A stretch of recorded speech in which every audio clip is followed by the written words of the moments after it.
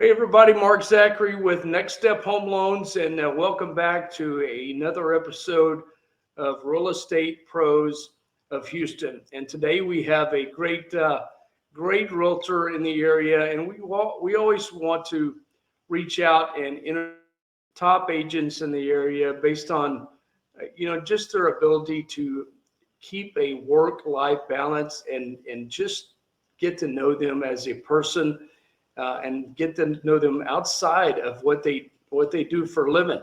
Now, Mary is one of the most well-respected real estate agents in the city of Houston, and so we're honored to have her today. And I think I can't wait to hear her story.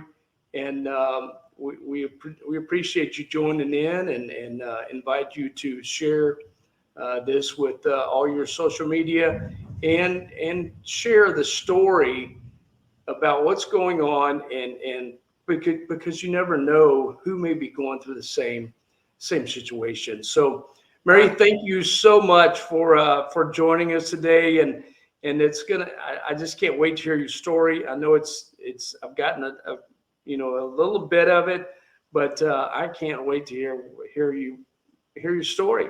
So so why don't you introduce yourself first, and then I'll start firing away with questions. Sounds good. My name is Mary Watts. I'm the team leader of Mary Watts Group. We're with eXp Realty. I've been with eXp Realty 2019, but I've been doing real estate for over 10 years. Love what I do. I come from a 10 plus year oil and gas background, took all of the experience from that career in management and brought it into real estate and really set up what I believe is a proper business. And you don't always see that in real estate. You don't always see the walls put up. So we do operate as a proper business. Very good. Well, I know you're, like I said when in the intro, you're well respected in the area, and so I always like to hear what the personal story is as well. Can you fill us in on what did you do? I mean, where are you from? And we know how long you've been here. Kind of just fill us in on your personal story if you don't mind. Oh, I sure will. I'd love to. I definitely have a rags to riches story. And I think it's important for people to hear that, to give other people hope that maybe have, had some difficult things happen in their life and they have to overcome it. So I was born in Long Beach, California. My father was Army and went to the Vietnam War and came back and was never the same. So lost him at about 6 months old, and then went off with my mother. So you were 6 months old? I was about 6 months old when wow. we left. Okay. Yeah, I was about 6 months old when we left. And we traveled to Houston. I haven't been in Houston my whole life, but I've been in Houston off and on since that time. Mm-hmm. Normal life up until about 14. And at 14, my mother had a brain tumor. She had a seizure. We found out that she had to go through this surgery to remove the tumor. When they went in and they removed this tumor, they bruised her frontal lobe, which is where all of your impulse control is. And she woke up a different person. So my brother and I, my brother's 5 years younger than I am. My brother and I experienced a lot of abuse from about years on.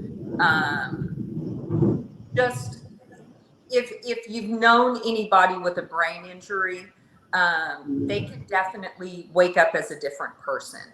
Yeah. So what happened to my brother and I is we lost our mother, but she was still here, and not very nice. So I left home about 17, made my way to Houston. We traveled. My mother got remarried to a man named Ron. He's wonderful. Remarried when I was 5 years old, and we got to travel all over the place. He worked for Halliburton, so we got to do some traveling. So landed in Houston when I was probably about 18 or 19 years old, and have been here ever since. I love Houston. I really do. I've lived a lot of different places, but Houston is most certainly home. My formative years were difficult. You know, leaving home at 17 and just kind of going out on your own and not really sure what you're going to do, how you're going to do it. Definitely did not take the traditional path where, you know, you graduate, you go to college, all that good stuff. I just didn't have those opportunities. Yeah. Yeah, I just didn't. Spent a little bit of time in Houston without a home, which is giving me a deep passion. Literally homeless? Literally. Really? Which has given me a deep passion for women in that situation. So I have just poured myself into every organization that I can find to help women in that same situation. I really have. There's some great local organizations that do that, that I partner with. Abigail's Place being one of them. Fabulous. Okay. So Abigail's Place does, what do they do? So Abigail's Place helps women get from homelessness to a home at Abigail's Place, and then transitions them into being able to take care of themselves. You know, when you're in that situation, to be able to go from not having a home to building up to it takes a lot of work. Now, there weren't any organizations like that for me, so I toughed it out. I really toughed it out. So were you homeless from what age to what age? So probably from a little bit at 17, and then 18 and 19. And by the time I was 20, you know, I established myself. I pulled myself up. I mean, it's a hard road. I don't wish it on anybody. I can't imagine. Yeah. But, you know, every experience in our life gives us purpose. And it's definite. That story has given me purpose for sure. You know, I watched a documentary a few weeks ago, and it was about Tent City, USA. I don't know if you've ever seen that, but that was so enlightening to me about people that live on the streets, not because they want to, maybe they just can't afford rent. They can't afford even a hotel room or anything like that. It was just, man, I cannot believe the number of people that are homeless for reason. I mean, your situation was very different, and it's like, man, thank God that you came out of that. Oh, absolutely. Yeah. And I think that's the thing that's really the most scary, is that a lot of women don't come out of that. A lot of women don't know how to find the resources and find the help to get themselves out of that, get themselves back on their feet. I didn't have children. A lot of the women that we help do have children, which makes things even more complicated. You know, I feel very lucky that I didn't have children at that time, that I, you know, only had to take care of myself. So that was a blessing. Yeah. Wow. So you said you mentioned a brother. What? Sorry, I lost you. That's okay. Are you there now? There we go. Sorry about that. You had mentioned you had a brother, and whatever became of him, you know, obviously you guys had a major setback in life with your mother's situation, your dad being, you know, off to war. And so what, if you don't mind, what happened to your brother? Yeah. No, I don't mind at all. And like I told you before we hopped on here, I hope the story helps somebody.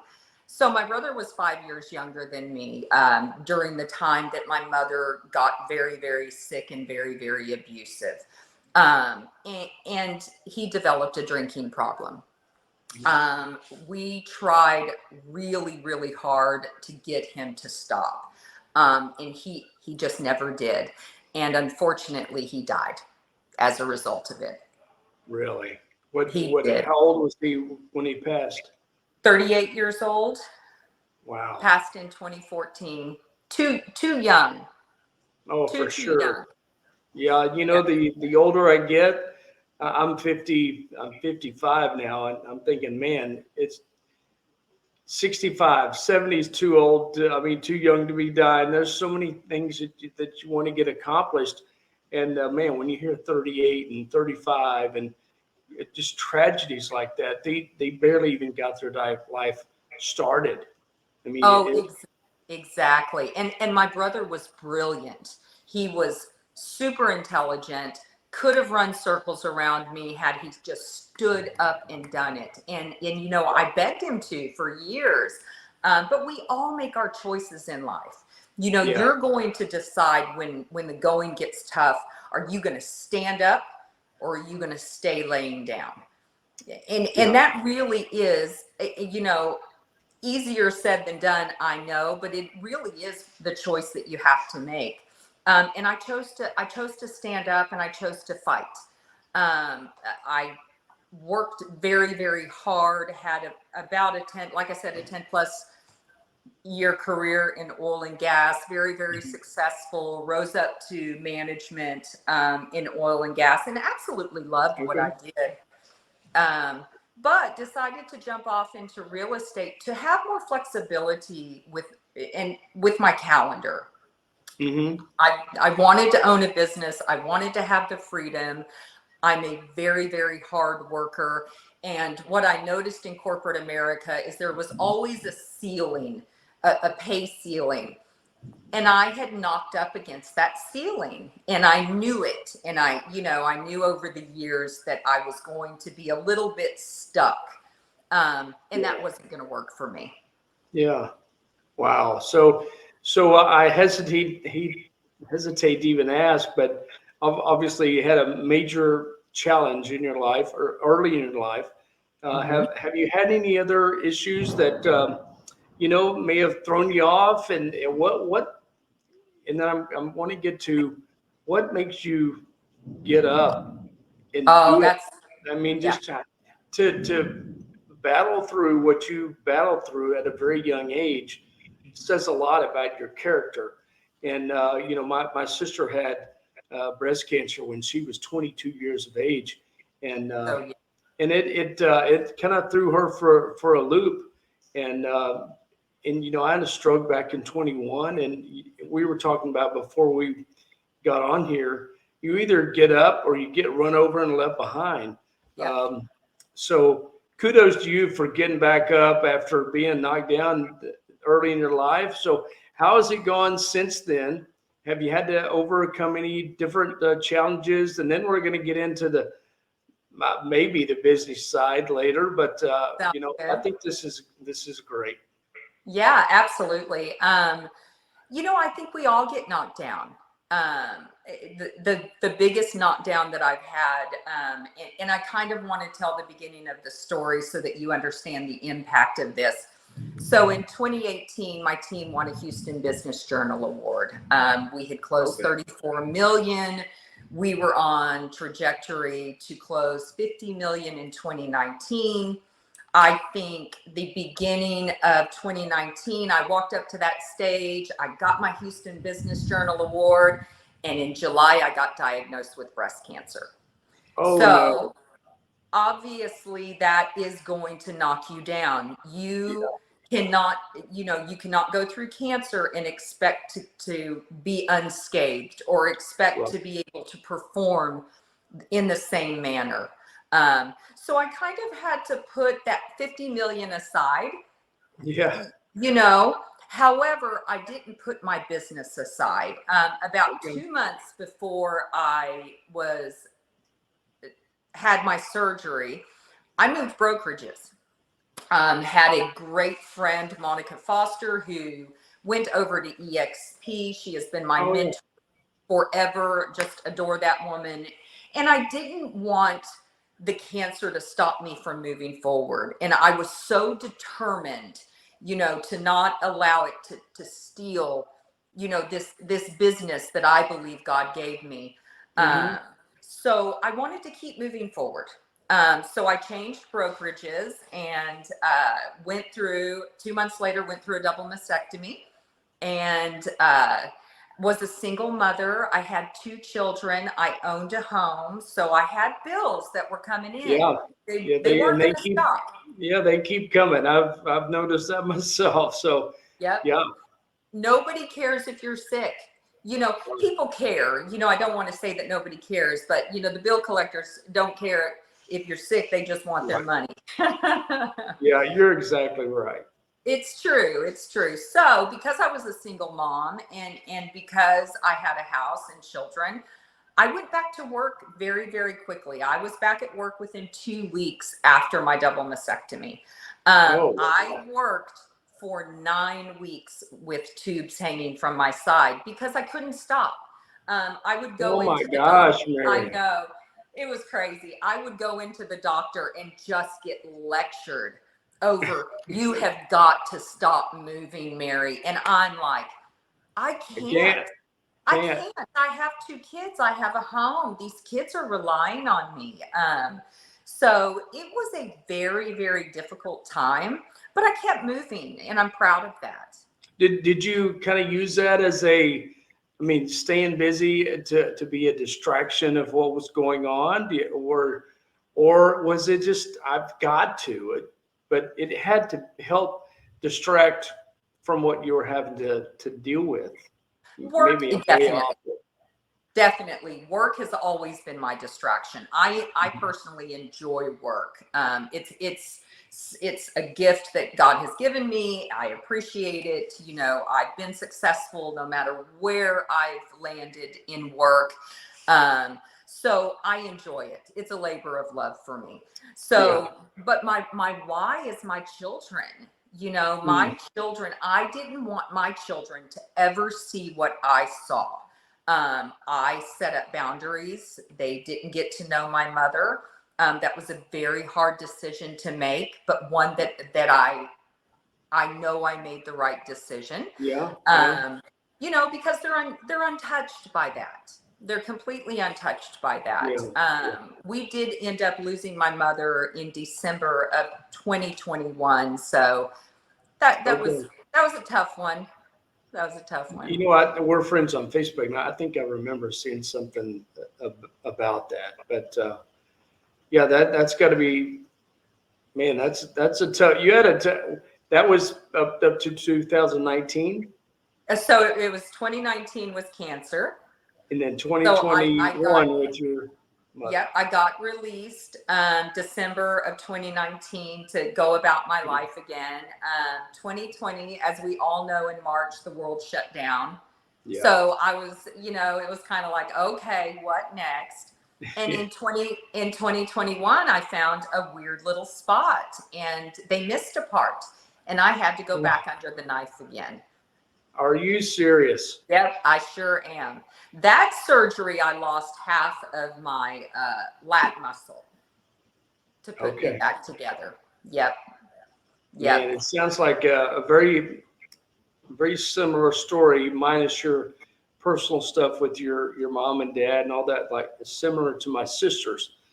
She was very young, like I said, 22. I think she was the youngest diagnosed breast cancer person in Texas at the time. And she had the double mastectomy and but you obviously chose a different route than she has, and she's just never really got over it. So what do you think is in your, what caused you to say, hey, I guess you just told me your why. Your kids are the reason you had to get up and get going. They are. They are. So how old are they? So my son is 17. He graduates this year, and my daughter is 15. Oh, awesome! I tell you what, my daughters are, one will be 30 in March, and the other one just turned 28. And man, I miss those times going to the high school football and the band concerts. And my daughter pitched softball, and man, we miss all that stuff. So enjoy it, and I'm sure you are. but It's enjoy a, it as much as you can. yeah, it's a busy time, but it's a good time. Yeah. Yeah, it's a good time. Um, Well, so why, I think over my life, because I was knocked down so many times, I just kept getting back up. mm-hmm. So when cancer hit, I was already used to just, okay, well, we've got to get back up and keep moving. And that's what I did. That's exactly what I did. Yeah. I'm very proud of this. So I moved to EXP just 2 months before my double mastectomy. And Is this with every year, Monica? With Monica? Okay. yes, yes. And every single year through those cancer surgeries, I won the Icon Award, which put me in the top 2.5% in production with the brokerage. So I was not going to allow cancer to take anything from me. It was almost like a challenge. Wow, that's crazy. It's just, you think about, I mean, you have to take your personal challenges to your business and say, man, if I can overcome this, Mm-hmm. being successful in my business is, and I don't want to say it's not hard, but if you can do what you did in your personal life, man, I can see why you're one of the top ones in the area in your business. Well, I'll tell you, I'm excited about 2023, and I am not afraid of this market crash or or the economy. Yeah. I am just excited about it. Yeah. I'm well. I've had a full year to recover while working, of course. Yeah. But Yeah. to kind of recover emotionally over the last year, and I am ready to hit the ground running. I'm excited. Yeah. Yeah. Well, tell me, we'll kind of shift over to your business side. And Mhm. so tell me a little bit about your team. Do you have a team or is it you? I'm curious to know, well, just tell me about your team, then I'm going to ask a few more questions. Based So on that. my team comes with a story. So Okay. You got some great stories. so I had a team when I was diagnosed. Obviously that team, dwindled, and it had to, and I understand why it did. Mm, Agents come on a team, and if the team leader has cancer, that's scary for the agent. sure. So I wish nothing but the best for anybody who had to make a decision to do something different while I was going. Sure. Uh, did I lose? Okay, I got you. I thought I lost There we you. go. So Well, I had my surgery, and 26 days post-op, I went to a friend's daughter's birthday party.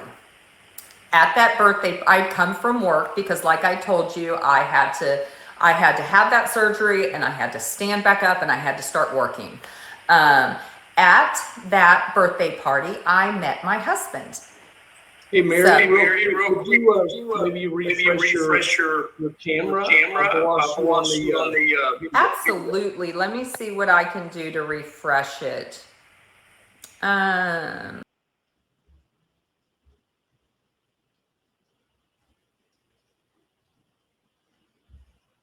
All right, we'll stay here real quick until she is able to log back in.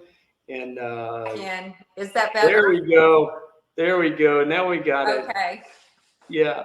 Thank you.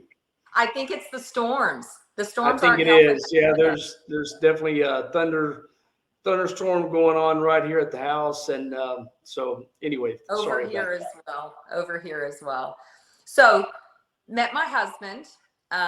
He had served in the Marine Corps for 30 years and retired. He had followed his children here to Katy. And was building a life, setting up a life, and we fell in love. We fell in love in the middle of me recovering from this just awful surgery.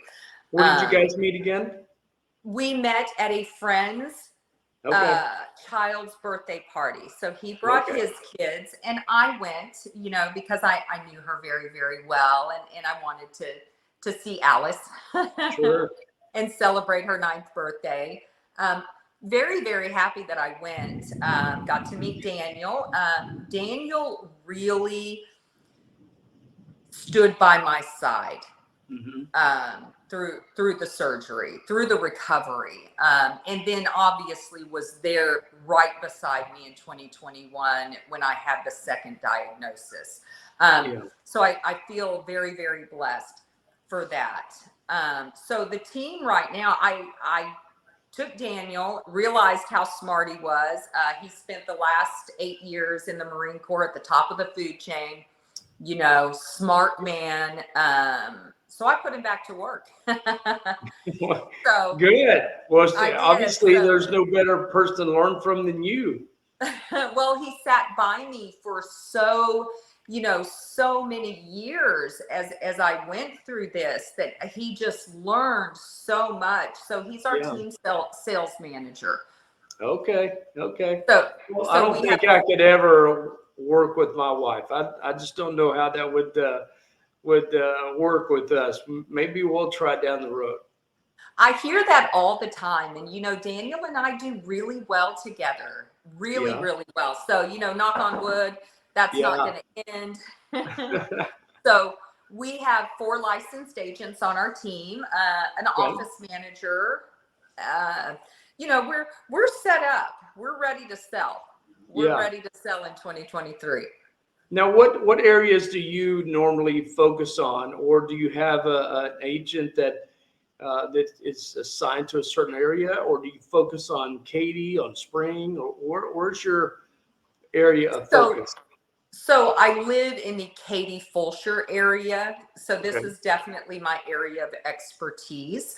But I've worked the entire West Strip and then up I-10 into the Heights, into the Inner Loop. I have a marketing platform that connects me with buyers all over the world and all over the nation. So because of that marketing platform and being able to connect with all of those buyers, it's allowed me to get to know the city. I've sold everywhere. I mean, if you look at the map of my sales, it's all over Houston, huh? It is. Of course, the majority of it is on the west side, because this is my market area. But I definitely have ventured out and sold in a lot of different areas and gotten to know the city very, very well.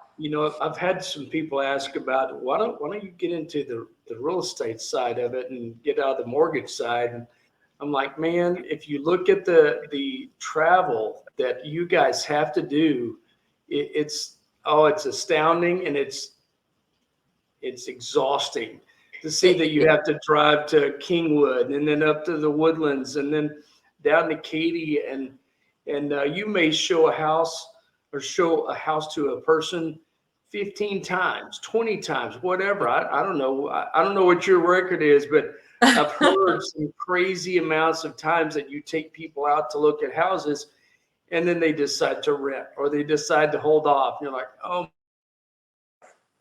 but I guess that's all part of it, isn't it?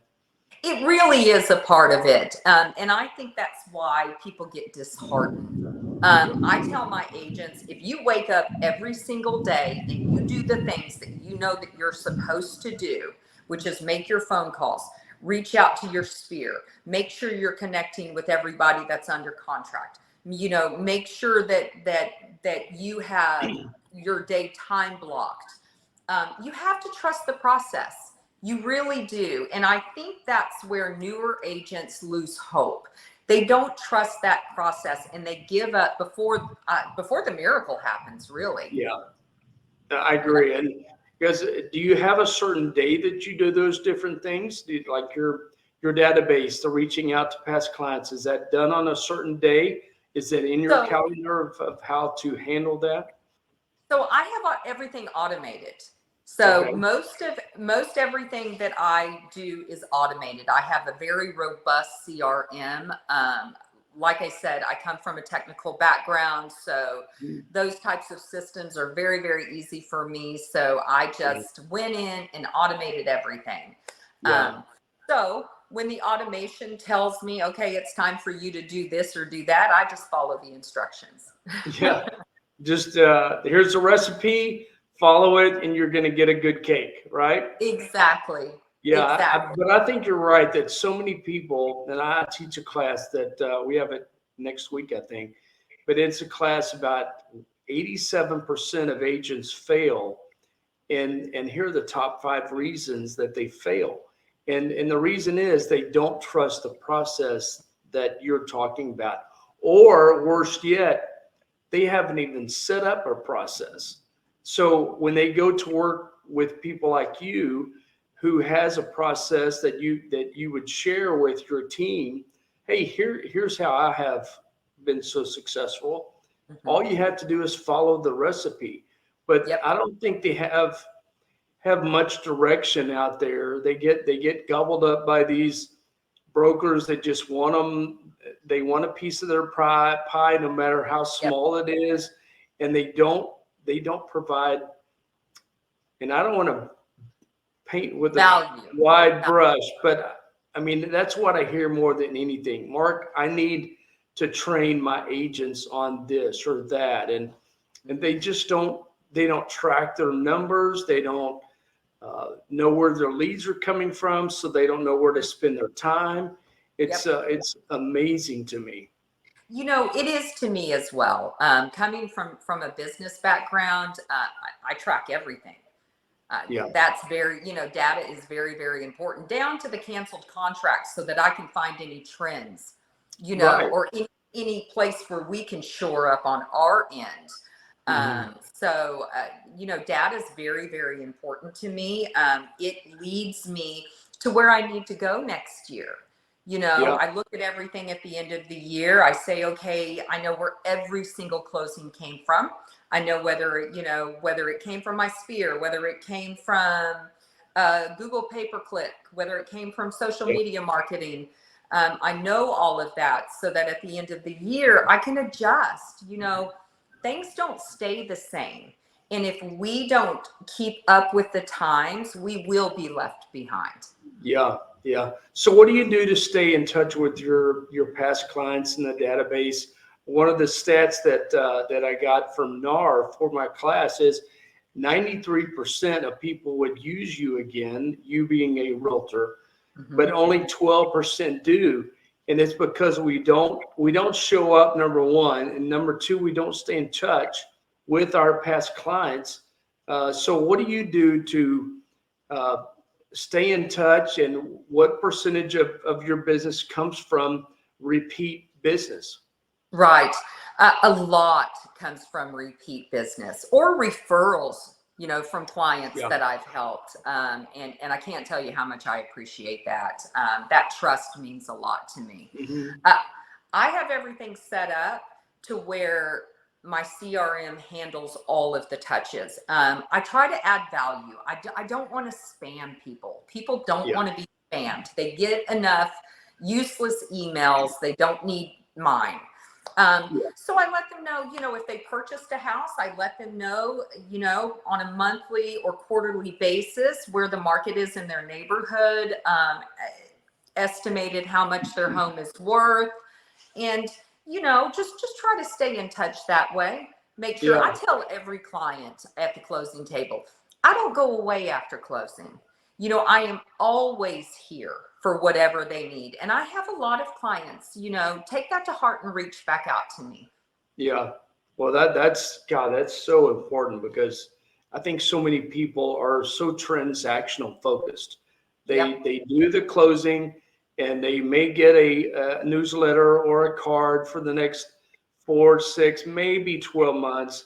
But Hmm. after 12 months, the communication from us as a lender and you as a realtor, and I'm not saying me and you, but because I think I do Yeah. a pretty good job of that as well. Obviously, you do, but the communication drops off significantly because I guess they just give up on the process. Well, people don't need you more than likely in just 12 months because they just bought. They're not going to buy again most of the time Yep. in 12 months. So Yep. you give up before people need you again. It's So true. it is so encouraging to hear some of the things that you're doing to stay in touch because that, this business ought to get easier and easier the longer we're in it, because we're adding people to our sphere of influence. Exactly. And that's what happens. You really have to stick it out that first year. It's not easy. It really isn't. I started my career at Keller Williams on a team. Second year in business, I closed 14 million. I was just absolutely on fire.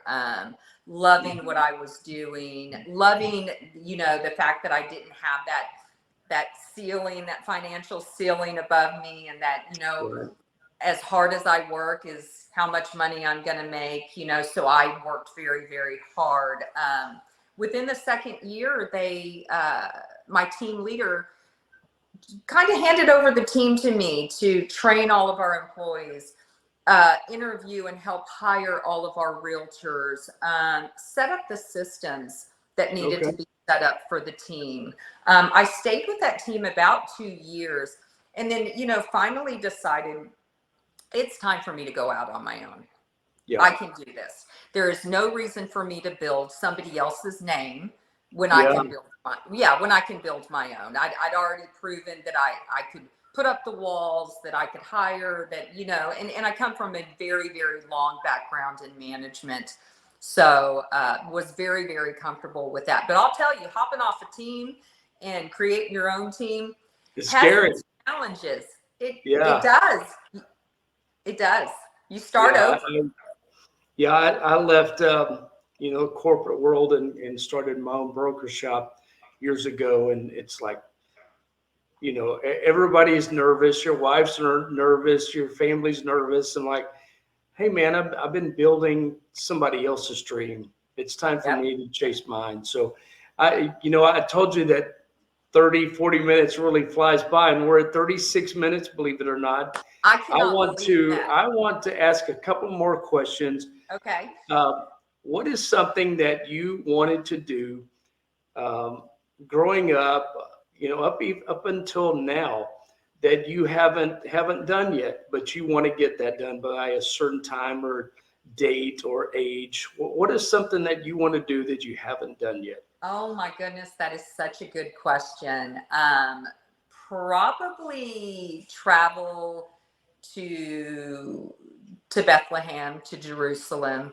Oh, really? Yeah, that's a huge dream of mine. So hopefully one day I'll be able to do that. We don't have any plans right now for that to happen, but my husband and I have definitely talked about it.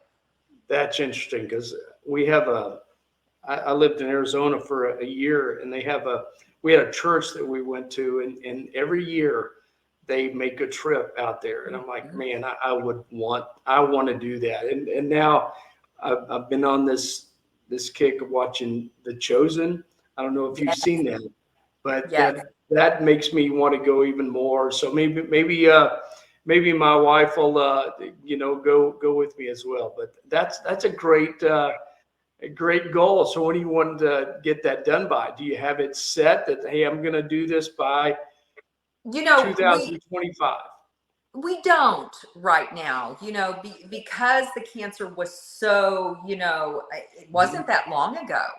I had insurance when I was diagnosed with cancer, but quickly found out that my insurance was absolutely awful. That's a whole nother podcast. Right. We do another podcast, and so anyway, ended up paying cash. Luckily I'm a saver, but we depleted our reserves, so we're really in the rebuilding stage right now. So probably within the next 5 years, I would say. Yeah.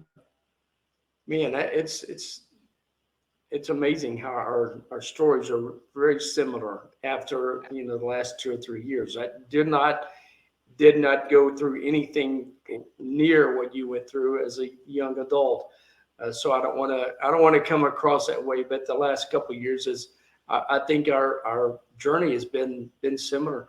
So here's my last question, and then I'm going to let you go, because I told you I would keep you only 30 to 45 minutes. But there is a Mary Watts out there right now Mhm. that is in a dead-end job, or she is in a position that she feels has reached her Mhm. ceiling as well, or she may be just going through what you went through as a young adult, and maybe she's right in the middle of it. Maybe she just found out about it. What what advice and recommendations would you give that next Mary Watts? First and foremost for me, and I can't speak for anybody else, but my relationship with God has changed my life. Jesus found me at 28, and the rest was history. It Wow. really was. So very very powerful story there. So first and foremost, I don't think I could have done it without that.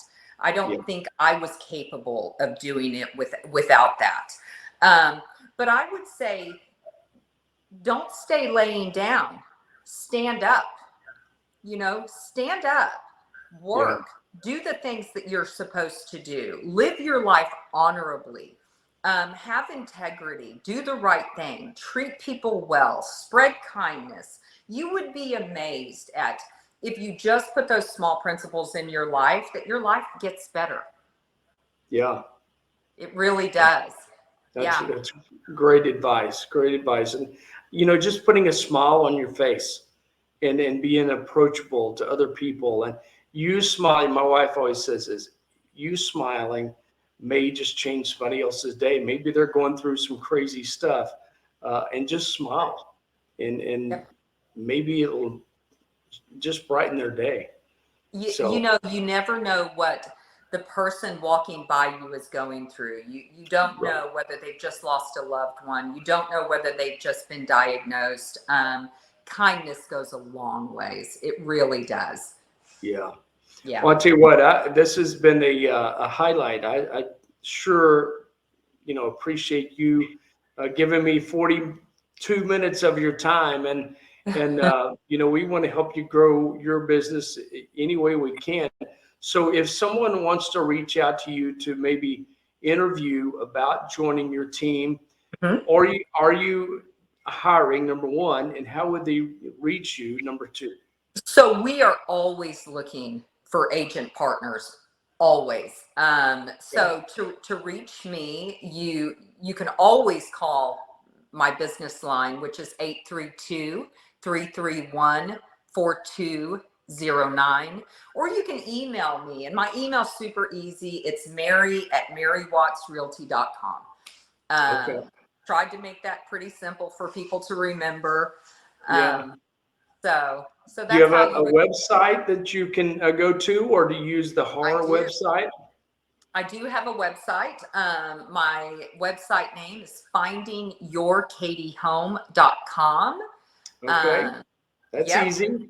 it is very, very easy. Again, I wanted to make it very easy for people, and it's linked to HAR. So Okay. we're a one-stop shop. So once you start working with us, we have everything at our fingertips: inspectors, appraisers, Hmm. architects. I'm helping somebody in Spring Branch take a 30,000 square foot lot and build townhomes right now. You Right. know, we get our hands in a little bit of everything. Yeah. So Yeah. if you come to us, you won't have to leave the team searching for something else. Okay. Uh, Yeah. One last question. Do you primarily focus on listings or buying, or I do you do it all? I do it all. I do a combination of both because I Okay. handle so much relocation work. I Hmm. still work with buyers, but I do a lot of listings as well. So I'd say I've got probably a 60-40 split. Okay. 60% being buyers and 40% being listings because of my marketing platform. Well, and if you continue to do what you do, those listings become buyers down the road, and you can double dip. Right. So, Well, your goal is to give them the best service possible so they don't want to go anywhere else. right, right. We treat people well, very, very well. Wow. So I was interviewing someone the other day, and they said that they had done one deal, and that one deal turned into 17 different transactions because they treated that person like royalty. And that's right. that's what it's all about. That And is what it's I all think about. this business is full of part timers, full of, and on the mortgage side as well. They have a full time job somewhere else, and at 5 o'clock is when they start responding to emails and phone calls and things like that. And I think the real estate side is loaded with those as well. So Oh, for sure. I tell you what, I can't thank you enough for coming on here and. Thank Give me your number one more time. Give everybody the number and the best way to reach you, and then we'll sign off. So again, phone number is 832-331-4209, and email is mary@marywattsrealty.com. So yeah, Right. would love to All hear right. from anybody who wants some help. Yeah, sounds good. Well, I'm Mark Zachary with Next Step Home Loans, and we do purchases and refinances all over Texas. So if we can help on the mortgage side of things, certainly let us know. But if you are looking for a fantastic realtor that will take great care of you, that will stay in touch with you, and this will be the last realtor you need because she does such a good job of staying in touch and being a person of value to you in regards to real estate, you need to reach out to Mary Watt. So we'll have all of her contact information again below in the description of the podcast. And then if you're watching this on Spotify, you can get all that information there. And then we'll also be uploading this to our YouTube channel. So, all right, Mary, anything else you want to add? I don't think so. Thank you so much for having me on. It was a pleasure. Yeah, it was very nice. And thank you. And we'll be in touch. And thanks again for joining us. And we'll see you next time with Real Estate Pros of Houston. Take care.